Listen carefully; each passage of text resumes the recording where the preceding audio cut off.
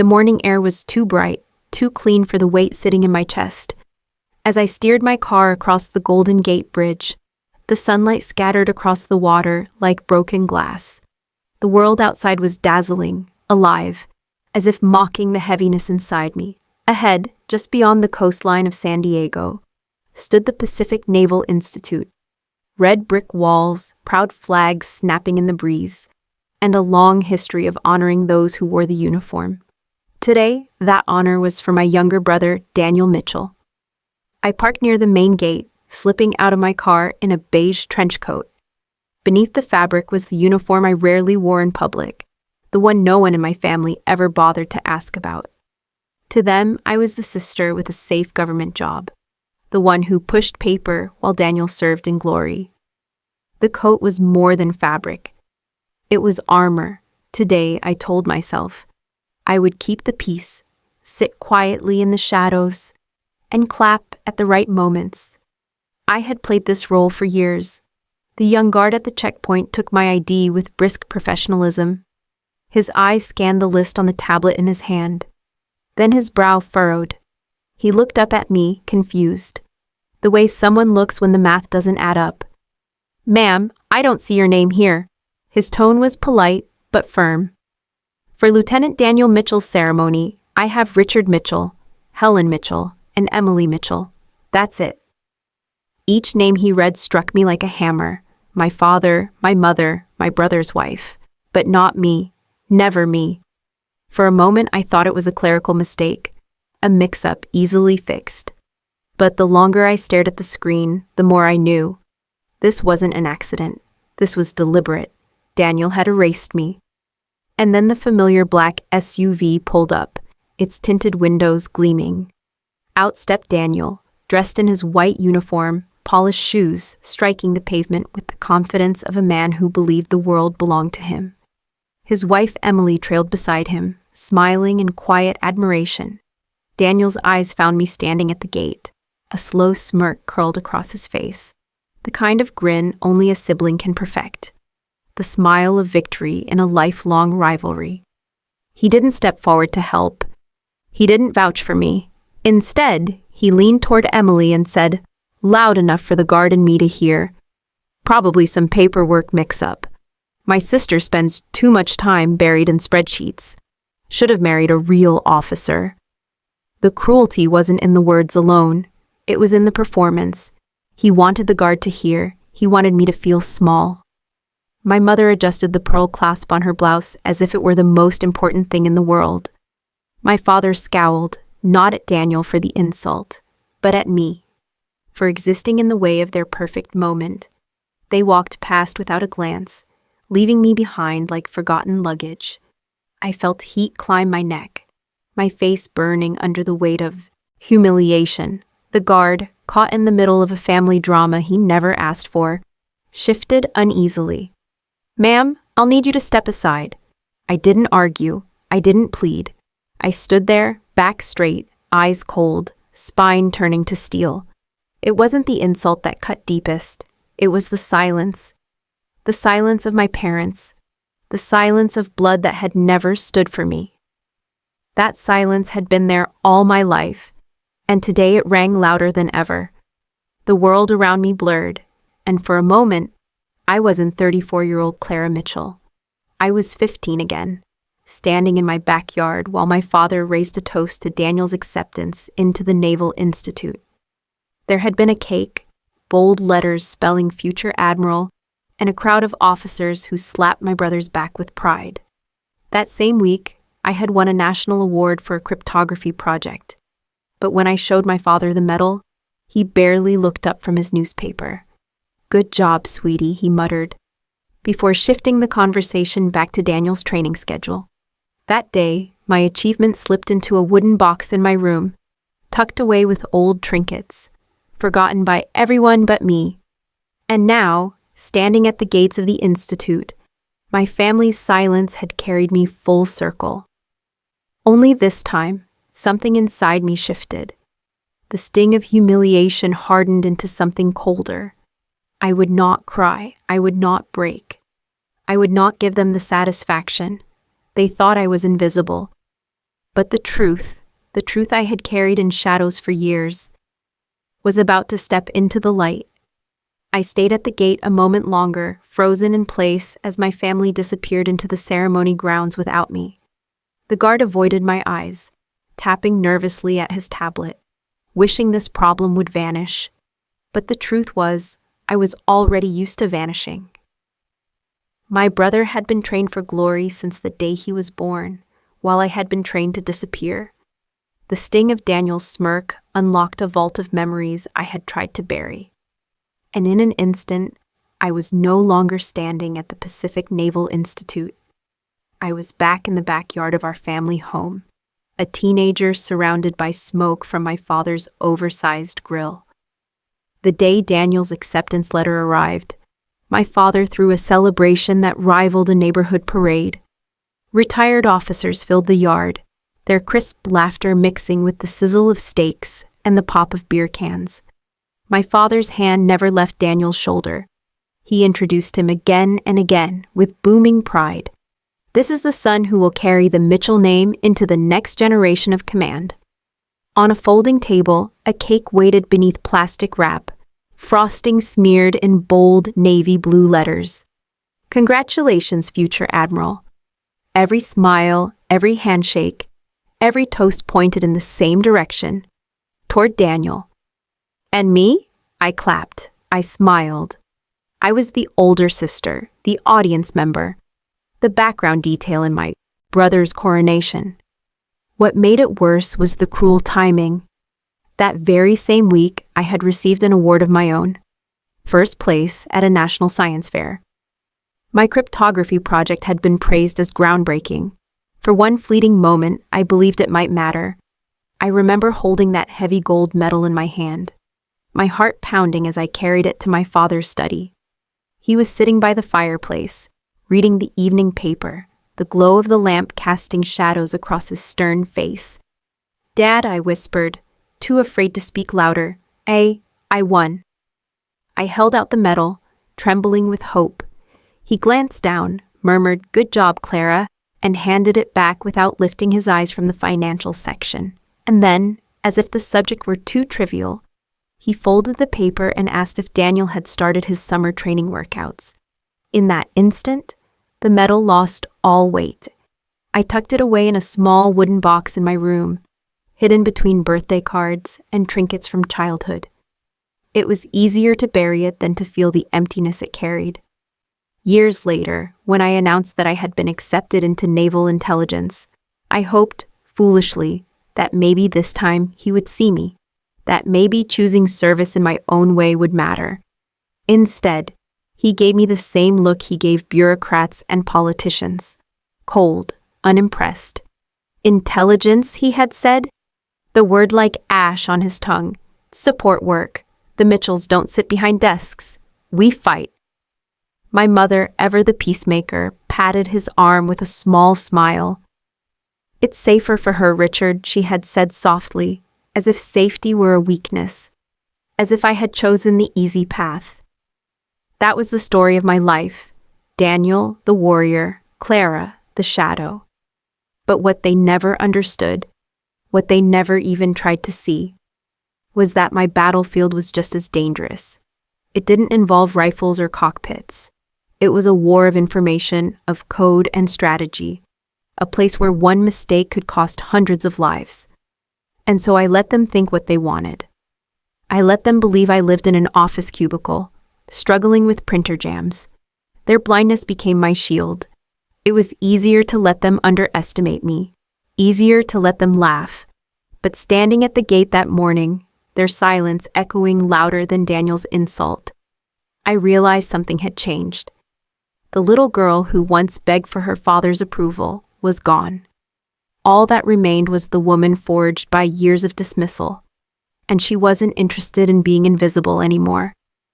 To my family, my world had always been beige. Beige cubicles, beige offices, beige reports printed in stacks that no one cared to read. They pictured me hunched under fluorescent lights, sipping lukewarm coffee while shuffling papers. And in a way, they weren't wrong about the sterility. But the beige walls I worked behind weren't made of drywall. They were steel, buried deep beneath the ground in a place no sunlight touched. We called it the vault, though its official title was far more classified. There, every door required a badge, a code, and a palm scan. No phones were allowed, no cameras. Only silence and the low, steady hum of servers working at full capacity. This was my office, my war zone, my chessboard. The wall in front of me wasn't filled with paper charts. It was alive, a sprawling curve of screens showing drone feeds, encrypted communications, shifting satellite images, and maps crawling with markers. To the untrained eye, it was chaos. To me, it was a language I had mastered.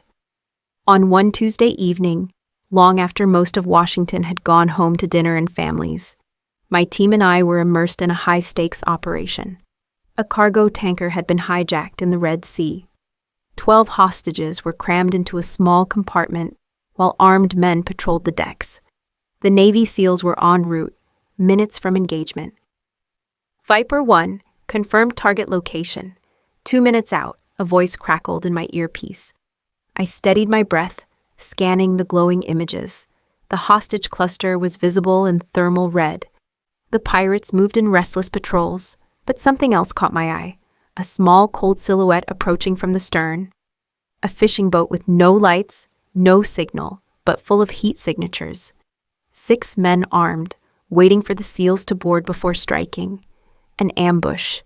My heart thudded, but my voice was calm. Viper 1, abort. I repeat, abort the breach. You have a hostile force approaching from your 6. They are walking you into a kill box. The room tensed. Seconds dragged. And then the SEAL commander's voice came through, clipped and precise. Copy. Aborting. Relief rippled through the team, though none of us showed it. We had just saved 12 lives. Maybe more. Another mission no one outside this vault would ever know about. And in that moment, as I leaned back in my chair, my personal phone vibrated in my pocket. I glanced down, a text from Daniel. Enjoying your weekend in San Francisco?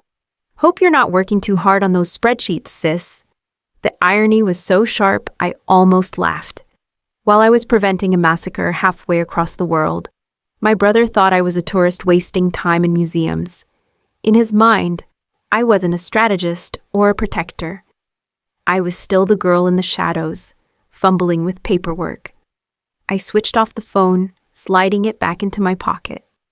The operation wasn't finished, and my attention was too valuable to waste on old wounds. But deep down, the sting lingered. It wasn't anger that consumed me. It was clarity. They would never see me. Not unless I forced them to.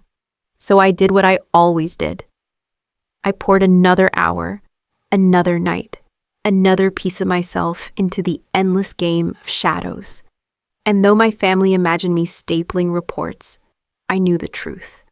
I wasn't pushing paper, I was pushing armies. The truth about my work was that it lived in silence. There were no medals handed out in front of cheering crowds, no speeches written in my honor. My victories ended in classified reports buried in digital vaults that only a handful of eyes would ever read. But the weight of those victories was heavy, too heavy sometimes. One night bled into the next as I sat in the chilled, windowless room we simply called the vault. The screens before me showed the restless blue of the Persian Gulf. Our destroyer, the USS Resolute, was patrolling just north of the strait. A routine mission on paper, but one I knew was far from ordinary. Intelligence chatter had hinted at something larger, something that smelled like a coordinated strike.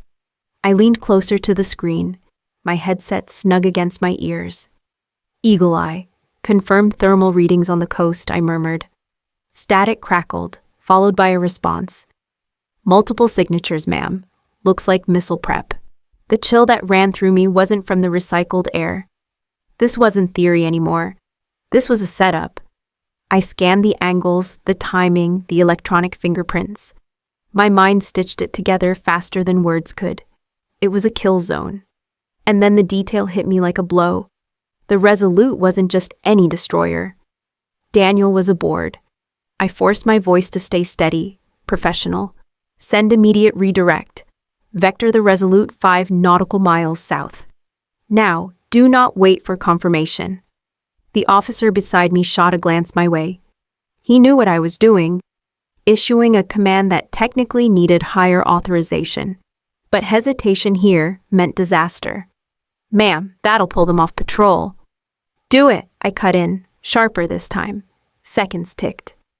The Resolute shifted course, and not 2 minutes later, our screens lit up with the heat signatures of missiles streaking toward the exact position they had vacated.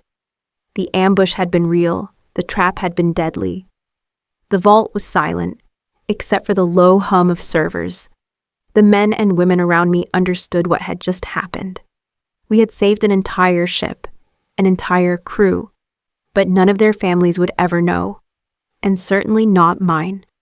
Hours later, I returned to my apartment in San Francisco.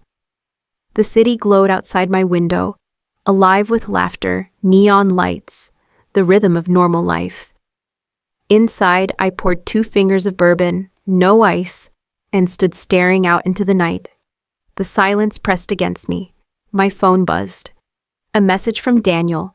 Big night on the Resolute. Nothing happened, of course.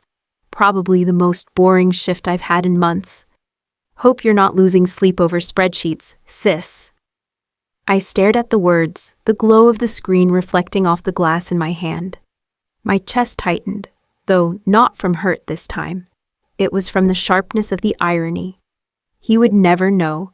He would never understand that the boring night he bragged about had only been boring because I had bent every rule to save his life. I switched the phone off, letting the silence return. That was the price of my service. Solitude. No applause, no recognition.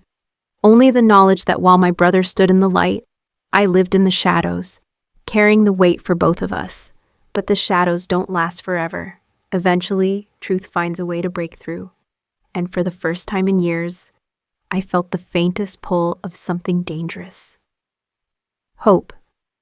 2 days after the Persian Gulf operation, the city outside my apartment was alive with its usual rhythm. The horns of traffic, the chatter of strangers, the neon glow across Market Street.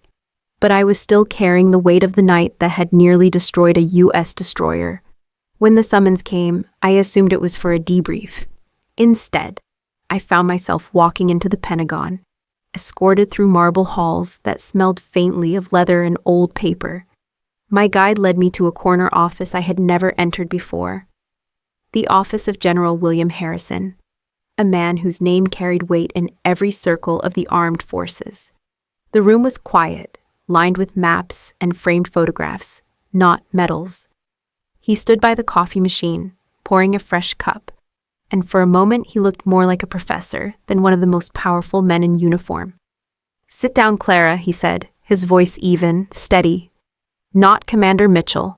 Not ma'am, just Clara." It caught me off guard.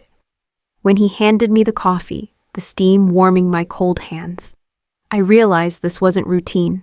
This was something different. He leaned back in his chair, studying me with eyes that seemed to see far more than they revealed. "You saved 12 hostages in the Red Sea last month," he began. "And last week, you prevented the loss of an entire destroyer crew." He paused, letting the words settle. "The official reports won't name you. They can't. But I know, and the president knows." The lump in my throat surprised me. Praise wasn't foreign on paper, but face to face, it was something I had learned not to expect. My father's voice echoed in my mind, dismissing my career as safe and unworthy. But here was a 4-star general telling me the opposite, that my choices had mattered. "You've done more in shadows than most officers do in daylight," General Harrison continued. "But shadows don't last forever. Some victories deserve to see the light." I blinked, unsure of what he meant. "The Joint Chiefs have agreed," he said finally, a faint smile tugging at his lips. "Operation Iron Tide is being declassified, and with it your role. The Department of the Navy has nominated you for the Distinguished Service Medal." For a moment, I couldn't breathe. That medal wasn't just a decoration, it was a recognition reserved for the highest levels of service, for those who had carried burdens far beyond themselves. I opened my mouth, but no words came. Harrison leaned forward, folding his hands. Your brother's award ceremony is next month, isn't it? At the Pacific Naval Institute. I nodded, still caught between disbelief and an emotion I dared not name. The general's smile widened. How poetic would it be, he said, his tone almost conspiratorial, to recognize not one child of Captain Richard Mitchell, but two, each for very different but equally vital forms of service. The thought hit me like a shockwave.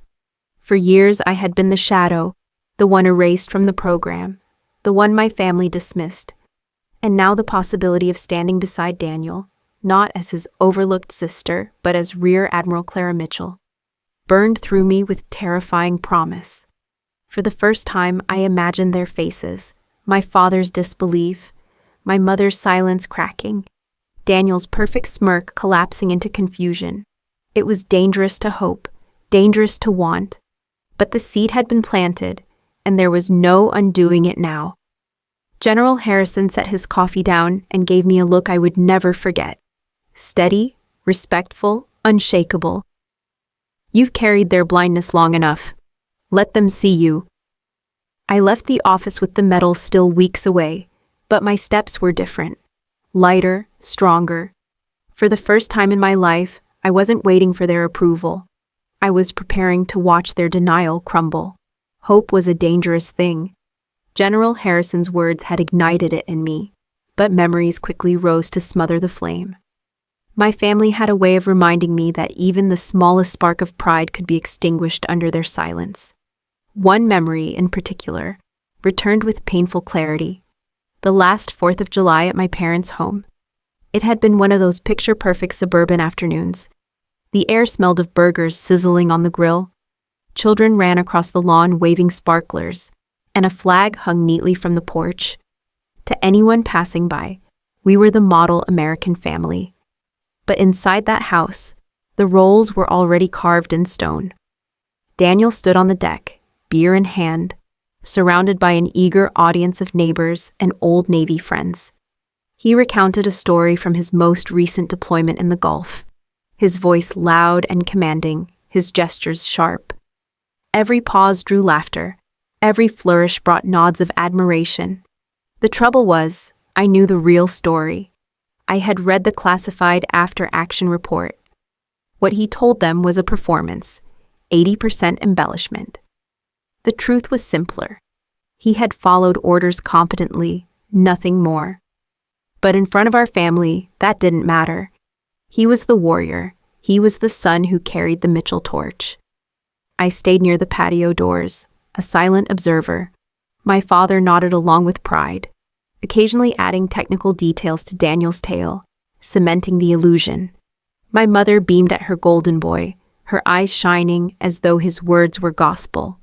When my mother finally pulled me into the kitchen under the pretense of needing help, I thought for a fleeting second she wanted to check on me. Instead, she pulled a bowl of potato salad from the refrigerator and began her ritual. You see Emily out there? She asked casually, adjusting the plastic wrap. She just knows how to take care of Daniel. She makes his life easy. That's a gift, Clara. She gave me a smile, carefully polite. A career is nice, of course, but don't forget your own happiness. A woman isn't complete without someone to share it with. The words were gentle, but they struck like darts. To her, my work was never enough. My life was only a placeholder until I married someone worthy. And she had someone in mind, of course. Carol's son Mark just finalized his divorce. A successful surgeon, very handsome. You'd be perfect for each other. I nodded politely, years of practice keeping my voice calm. I'm happy as I am, Mom. It was a lie, brittle and hollow in the air between us. When we returned to the deck, Daniel was louder, the beer fueling his confidence. He spotted me and draped an arm across my shoulders, pulling me into the circle of his friends. His grin was wide, his tone mockingly affectionate. Hey sis, he said, pausing for dramatic effect. When are you going to transfer into a real position? Must be boring sitting in that office all day, pushing paper while the rest of us make a difference. The laughter stung more than the words. My father chuckled. My mother sipped her wine as if she hadn't heard. Daniel's friends grinned, entertained by his easy cruelty. I kept my smile in place, perfectly even, perfectly polite. I like my work, Daniel. My voice was steady, but inside, something shifted. A wall of ice rose higher around my heart. It wasn't just a shield anymore. It was becoming a fortress. That night, alone in my apartment, I stared out at the city skyline and realized the truth. I would never be part of their world. No matter what I accomplished, they would dismiss it. And if they ever found out the truth, they would still twist it into something lesser. But perhaps that wasn't entirely true. Perhaps, just once, the truth could not be dismissed. Not when it came with silver stars on my shoulders and a medal pinned to my chest in front of hundreds of witnesses. That was what General Harrison had offered me, not just recognition, but revelation. And for the first time, I was ready. The morning of Daniel's ceremony arrived with skies so clear it felt as though the city itself had been polished for the occasion. Rows of cars filled the lots outside the Pacific Naval Institute, and proud families walked toward the courtyard, their voices carrying the excitement of a day meant for heroes. I drove across the Golden Gate Bridge in silence, my hands steady on the wheel, my uniform hidden once more beneath the beige trench coat. The familiar nerves stirred in my stomach, not fear, but anticipation. For years, I had been erased from the Mitchell story. Today, that story would be rewritten. At the gate, the same young petty officer who had dismissed me weeks before stood stiff at his post. He glanced up, recognition flickering in his eyes. His lips parted, maybe to repeat the same polite refusal, but the moment never came. Because behind me, a black government sedan rolled to a stop, and out stepped General William Harrison, his 4 stars gleaming in the morning sun. His presence was a command in itself. Every detail of the courtyard shifted. Guards straightened, families hushed, attention tilted toward him. And then his eyes found me. "There you are, Admiral Mitchell," he said, his voice carrying with effortless authority. We were about to send out a search party. The words landed like thunder. Admiral Mitchell. The young petty officer's face drained of color. He had come within seconds of ejecting a flag officer from a Naval Institute event. His salute snapped so fast it looked painful, his voice trembling as he stammered, My apologies, Admiral. Please, right this way." General Harrison placed a steady hand on my elbow, guiding me forward. The courtyard seemed to fall silent. My family was seated only a few yards away, and though I didn't look directly at them, I could feel their eyes burning into me. My father's confusion was almost palpable, his posture stiff as he leaned toward Daniel. My mother's program fanned the air nervously against her chest. And Daniel, his smirk, was gone. His jaw clenched as though the muscles themselves were refusing to accept what his eyes saw.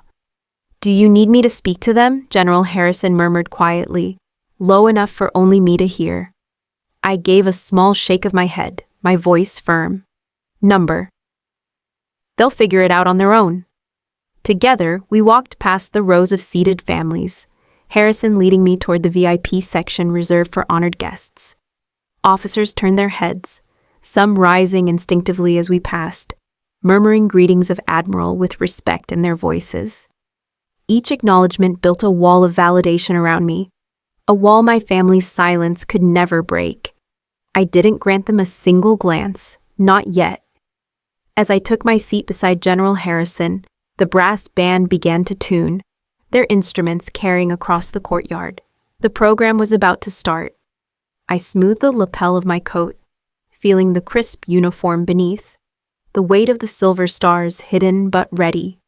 For years I had carried the truth in shadows, in silence, but today the curtain would lift. And when it did, the world that my family had built, the world where Daniel was the only Mitchell worth honoring, would collapse. The brass band's final note faded into silence, As the master of ceremonies stepped up to the podium, his voice carried across the courtyard, polished and steady, as he welcomed the crowd and began the program. The first presentation was for my brother. Lieutenant Daniel Mitchell's name was called, and he rose with the practiced ease of someone who had never doubted his place in the spotlight. His white uniform gleamed, his stride was confident, and when he accepted his medal, he dipped his head in just the right measure of humility. Then he turned to the microphone, his voice warm and rehearsed. "I owe everything to my father, Captain Richard Mitchell, for showing me the meaning of duty, and to my mother, Helen, for her endless prayers and support, and of course to my wife, Emily, for being my anchor." The applause swelled, proud and thunderous, but he never once spoke my name. Not a single word for the sister who had stood in his shadow all her life. I didn't move, didn't flinch. I simply folded my hands in my lap and waited. And then the air shifted. General Harrison rose from his seat, his presence commanding instant silence. He walked to the podium, his voice carrying like a drumbeat across the courtyard. "Ladies and gentlemen," he began, "today we honor the heroes we see, men and women who stand on the front lines. But there are also those who serve in the shadows, whose victories are measured not in medals or headlines, but in lives saved and wars prevented. Today, one of those heroes will finally be recognized." A ripple moved through the audience, murmurs rising. Daniel shifted in his seat, frowning. My father leaned forward, confused. My mother's hand froze halfway to her chest. General Harrison's gaze swept across the rows before settling on me. His words rang out clear, deliberate. "It is my distinct honor to recognize the commander of the recently declassified Operation Iron Tide, the youngest Rear Admiral in modern naval history. Ladies and gentlemen, Rear Admiral Clara Mitchell." The silence was absolute. A breathless, stunned pause as the weight of his words sank in. And then it happened. One by one, every uniformed officer in the courtyard rose to their feet. Ensigns, captains, generals, all stood in a single motion, their postures straight, their respect unmistakable. It wasn't planned. It wasn't rehearsed. It was instinct, discipline, honor. A wave of recognition that swept over the entire courtyard. Everyone rose. Everyone except 3 people. My father, my mother, and Daniel sat frozen, their faces pale, their eyes wide with disbelief. I stood slowly, each step deliberate, as I made my way to the stage. The sound of applause rolled over me like thunder, but I kept my eyes forward, my chin high. The weight of my 2 silver stars on each shoulder was heavier than ever, but it was the weight I had earned. When General Harrison pinned the Distinguished Service Medal to my uniform, he leaned in just close enough for me to hear his words. "It's time they see you for who you are."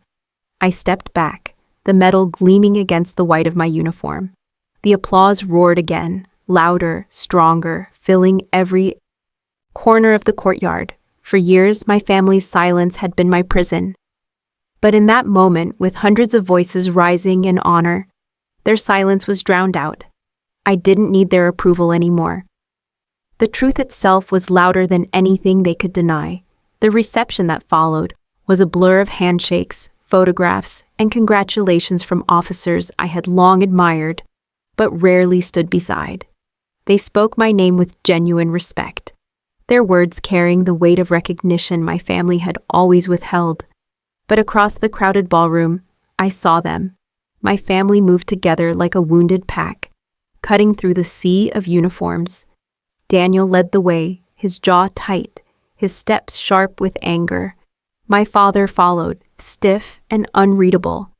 My mother clutched his arm, her eyes darting nervously around the room. They stopped in front of me just as a congressman excused himself with polite haste, sensing the storm. Daniel's voice was low, venomous. "Rear Admiral Mitchell," he hissed, spitting the title like it was a curse. That was quite a performance. My father stayed silent, his gaze fixed somewhere past my shoulder. My mother dabbed at her eyes with a handkerchief, her voice trembling. "Clara, why didn't you tell us?" Daniel's control snapped, His voice rose, drawing the attention of nearby guests. You lied to us for 15 years. You let me stand there, lecturing you about sacrifice, while his hand cut the air in a furious gesture. You laughed at me behind my back, didn't you? You enjoyed watching me make a fool of myself. The fury in his eyes wasn't just about deception, it was about pride. He had been the golden son, the warrior, the heir to our father's legacy. And now, in one afternoon, that pedestal had cracked beneath him. General Harrison's aide appeared at my side, calm and efficient. Admiral, perhaps this conversation would be more comfortable in a private conference room. Minutes later, the four of us were inside a quiet, soundproof space. The door closed behind us, shutting out the hum of the reception. Daniel paced like a caged animal, his fists clenched. You humiliated me. You humiliated all of us. I was on the front lines, Clara. Dad was on the front lines. And you? You sat in an office playing war games on a computer, and you get a medal bigger than both of ours combined. It's insulting. I poured a glass of water from the crystal pitcher on the table, taking a slow sip before setting it down with a soft click. My voice, when I finally spoke, was calm, flat. I was never laughing at you, Daniel. I was doing my job. A job that required absolute secrecy. I didn't lie to you. I simply stopped explaining myself to people who never wanted to listen. I turned to my father, meeting his eyes for the first time in years. Did you ever once ask me what my work entailed, Dad? Or did you dismiss it as paper pushing because it didn't involve a weapon? His jaw tightened, but he said nothing. I shifted my gaze to my mother. Did you ever ask me if I was happy? Or did you only ask when I planned to get married? Her hand trembled against her handkerchief, her eyes filling with tears. I looked back at all three of them. The jury of my childhood, the architects of my invisibility. My voice sharpened, each word deliberate. I didn't hide from you. I stopped begging for scraps of respect. And if you feel humiliated now, it's not because of me. It's because you chose not to see me. The silence that followed was heavy, suffocating. For the first time, my father looked old. His shoulders slumped, his eyes clouded with something I couldn't quite name. Regret, maybe, or defeat. Daniel's chest heaved, but the fight had drained from his voice. He turned away, running a hand over his face. My mother wept softly, clutching her handkerchief as though it might hold her together. Then my encrypted phone rang, its sharp tone cutting through the silence. I glanced at the display, recognizing the signal. Duty called. I stood smoothing my uniform, my voice crisp. I have to take this. My hand paused on the doorknob. I didn't look back, but I let my final words hang in the air, cold and undeniable. I love you all, but I will never be dismissed by you again. If we are to have a relationship, it begins with respect. And then I left them in the silence they had built for themselves. Months passed after Daniel's ceremony, yet echoes of that day followed me everywhere. My name appeared in articles, speeches, and briefings I never thought I'd be allowed to attend. Commanders who had once overlooked me now leaned in when I spoke. The shadows I had lived in for so long had finally given way to the light. But with the light came silence. My parents didn't call. Daniel didn't write. For weeks, the only sound between us was absence. And I told myself I was fine with that. I had built a life without their approval. I didn't need their voices anymore. And yet, one quiet Sunday, a letter arrived in handwriting I hadn't seen in years. My mother's. Clara, your father isn't well. Nothing serious, but enough that he's slowed. We've been talking, really talking, for the first time in a long time. He's asked about you. Would you come home? I almost ignored it. But something inside me, perhaps duty, perhaps forgiveness, led me to their doorstep a week later. The house was the same. The flag on the porch, the carefully trimmed lawn, the scent of my mother's cooking drifting from the kitchen. But inside, the air was different, quieter, more fragile.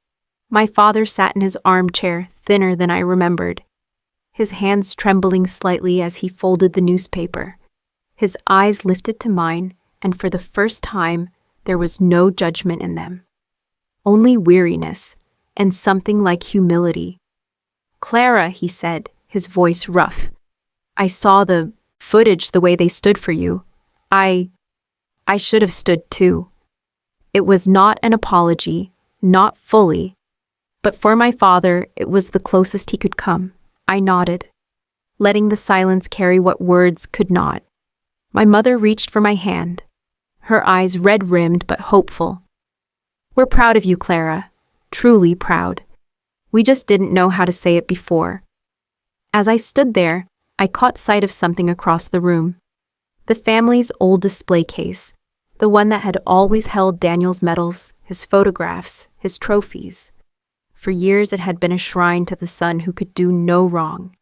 But now, in the center, gleaming under the glass, hung my Distinguished Service Medal.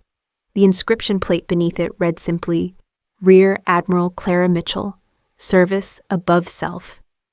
I didn't ask who had placed it there. It didn't matter. The sight alone was enough. Later that evening, Daniel arrived. He looked older, heavier, though not in body, in spirit. He lingered in the doorway before finally approaching. For a long moment, neither of us spoke. Then he exhaled, the arrogance gone from his voice. "You saved my life out there, didn't you?" "On the Resolute." I met his eyes, calm and steady. "Yes." Silence stretched between us. Then, quietly, he said, "I don't know how to thank you, or how to undo what I've said to you over the years." "You can't undo it," I replied softly, "but you can start fresh." He nodded, the fight finally drained from him. "Then let's start fresh." For the first time in decades, I saw my brother not as the golden child or the rival, but simply as Daniel, flawed, human, and reaching. As I left that night, the house behind me glowing in warm light, I felt something I hadn't felt in years. Not approval, not validation, something simpler, peace. Because revenge, I realized, wasn't about breaking them down. It was about standing so tall they could never dismiss me again. And I had done that.